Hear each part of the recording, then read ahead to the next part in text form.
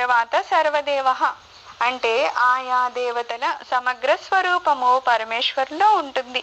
ఈ విషయం పైన భగవద్గీత గుణత్రయ విభాగ యోగములోని ఈ క్రింది 2 శ్లోకాలు చెప్తూ ఉంటాయి. ఏమని?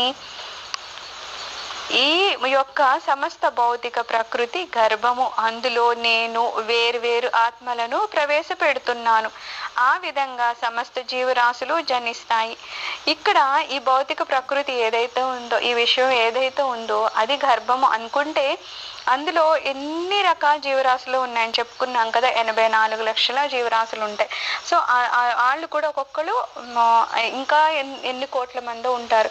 సో అన్ని జీవరాశులన్నీ కూడా స్వామివారు వాటి ఆత్మలను ప్రవేశపెడుతున్నారట. ఏది? ఈ ప్రకృతే గర్భంగా అనుకుంటే అలా చేసి అందులో వేరు వేరు ఆత్మలని ప్రవేశపెడుతున్నారట. స్వామివారు సృష్టిస్తున్నారు వాళ్ళందరికీ. ప్రకృతి అంటే మన జగజ్జనని అమ్మవారైతే తండ్రి పరమేశ్వరుడు అని చెప్తున్నారు. అయితే కేవలము ఇక్కడున్న జీవరాశులు మానవులు మాత్రమే అంటే కాదట.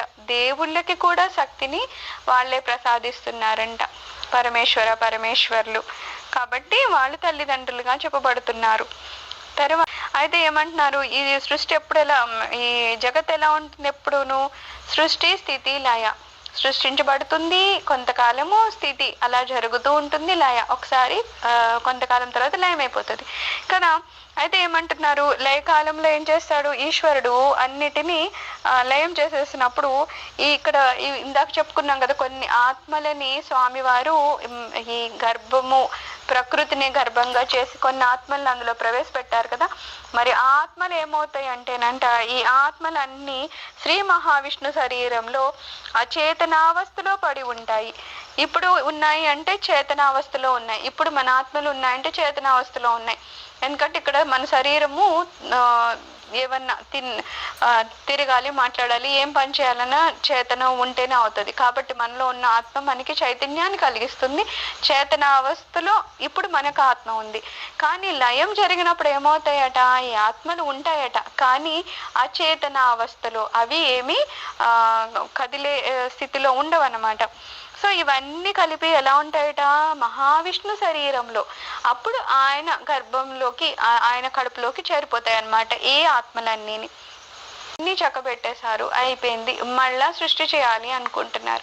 దీనికి ఇంకా ఒక ఉదాహరణ చెప్పాలంటే, పిల్లలు ఏదో ఆటలు ఆడుకున్నారనుకో, ఒక ఖాళీ డబ్బా ఏదో వాళ్ళు అమ్మేస్తుంది, అందులో ఏదో బొమ్మలు వేసుకుంటారు. వాళ్ళు ముందు పైకి తీసేసి ఆడేసుకుంటారు. ఆట అయిపోగానే మళ్ళీ ఏం చేస్తారు? ఆ బొమ్మలన్నీ తీసుకొచ్చి ఆ ఖాళీ డబ్బాలో వేసేసుకుని ఎక్కడో చక్కబెట్టేస్తారు. మళ్ళా వాళ్ళు ఆడుకోవాలనుకున్నారు, అప్పుడు ఏం చేస్తారు? మళ్ళీ ఆ డబ్బా తెచ్చుకుంటారు. తెచ్చి అందులో వస్తువులన్నీ కింద పడేసుకొని మళ్ళా పిల్లలు ఆడుకోవడం మొదలెడతారు. ఇలాగే ఈ స్వామి వారికి ఎప్పుడైతే సృష్టి చేయాలనిపిస్తుందో అప్పుడు వరకు ఈ ప్రకృతి అన్నారు కదా, శక్తి రూపంలో ఉన్న ప్రకృతి, ఆత్మలు, ఇవన్నీ స్వామివారి కడుపులో ఉన్నాయి కదా. అప్పుడట మళ్ళా సృష్టి చేయాలని ఆయన కనిపించడం మళ్ళీ ప్రకృతి వైపు చూస్తారట. దానితో అది విచ్చుకోవడం ప్రారంభమవుతుంది. మరియు దాని తర్వాత ఒకటి మహత్తు, అహంకారము, పంచతన్మాత్రలు మరియు పంచమహాభూతాలు సృష్టించబడతాయి. ఇంకా అప్పుడు ఆయన సృష్టి స్టార్ట్ చేయాలనుకున్నప్పుడు ఇంకా ప్రకృతి నుంచి ఇవన్నీ వెలువడుతూ ఉంటాయట. మహత్తు, అహంకారము, పంచతన్మాత్రలు, పంచభూతాలు, పంచమహాభూతాలు ఇవన్నీ సృష్టిస్తాయట. అంతేకాకుండా ద్వితీయ సృష్టికర్త అయిన బ్రహ్మదేవుని సహకారంతో భౌతిక శక్తి విభిన్నములైన జీవస్వరూపాలను సృష్టిస్తుంది. ద్వితీయ సృష్టికర్త అంటున్నారు ఎందుకంటే ఫస్ట్ సృష్టికర్త ఎవరు? విష్ణు భగవాన్ కదా. ఆయన నుంచి ఆ సృష్టి వస్తుంది. సో మళ్ళా ఆయనతో సరిపోయింది, ఆయన ఒక్కరే చేయరు. ఆ తర్వాత మళ్ళీ ఇంకో సృష్టికర్తని తీసుకొస్తారు. ఆయన ఎవరు? బ్రహ్మ. అందుకని బ్రహ్మని ఏమంటావు? ద్వితీయ సృష్టికర్త అంటున్నాం. ఆయనతో కలిపి ఈ భౌతిక శక్తి విభిన్నములైన రకరకాలైన, లేకపోతే 84 లక్షల జీవరాశులు అన్నాం కదా, అలాగ అన్ని రకాల స్వరూపాలని సృష్టిస్తుందంట. మరియు భగవంతుడు ఆత్మలను వాటి పూర్వ కర్మల అనుసారము వాటిని సముచితమైన శరీరాలలో ప్రవేశపెడతాడు. అందుకని ఇప్పుడు ఏదో చేసేసాము, ఆ పుణ్యమో పాపం మనం మర్చిపోయామంట, మనం మర్చిపోతాము, కానీ ఆయన మర్చిపోరు. ఆయన దగ్గర మళ్ళా మొత్తం మన గురించి డాటా ఉంటుందన్నమాట. అప్పుడు ఏ ఆత్మ అయితే బయటకు వచ్చిందో అప్పుడు దానికి ఏ స్వరూపం రావాలనేది మనం ముందు చేసిన కర్మలు వాళ్ళు చూసి ఒకసారి మన రికార్డ్ చూస్తారనమాట.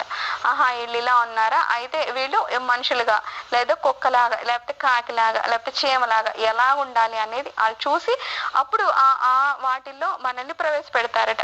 అలాంటి ఆయన అన్ని ఆత్మలను ఈ భౌతిక జగత్తులోనికి తీసుకురాడు, కేవలం ఈశ్వర విముఖమైన వాటినే తెస్తాడు.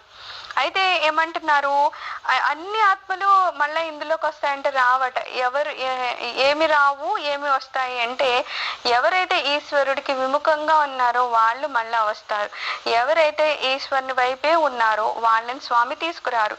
అంటే ఏ ఆత్మలైతే ఎంతసేపు స్వామివారిని కొలుస్తూ ఉన్నాయో స్వామివారికి దగ్గరగా ఉన్నాయో వాళ్ళకి మళ్ళా జన్మ ఏమి ఉండదన్నమాట. అందుకని ఆ స్వామివారు వాళ్ళని మళ్ళా ప్రవేశపెట్టారట. ఆ ఆత్మల్ని ఆయన దగ్గర ఉంచుకుంటారు, అంటే ముక్తి ఇచ్చేస్తారు. ఎవరైతే ఆ భగవంతునికి విముఖంగా ఉన్నారో వాళ్ళకి ఈ శరీరాలని ఇస్తారు, అంటే ఆ ఆత్మల్ని తీసుకొచ్చి ప్రకృతికి ఇస్తే ఆ ప్రకృతి ఇతని డాటాను బట్టి ఇతనికి ఏమి ఇవ్వాలి శరీరం అనేది ఆ రకంగా అతనికి ఆ తర్వాత జన్మ ఏమొస్తుంది అని ఆమె డిసైడ్ చేసి ఇస్తారనమాట. అందుకని స్వామివారిని ఏమంటున్నాము, సర్వదేవాయ అంటున్నాము.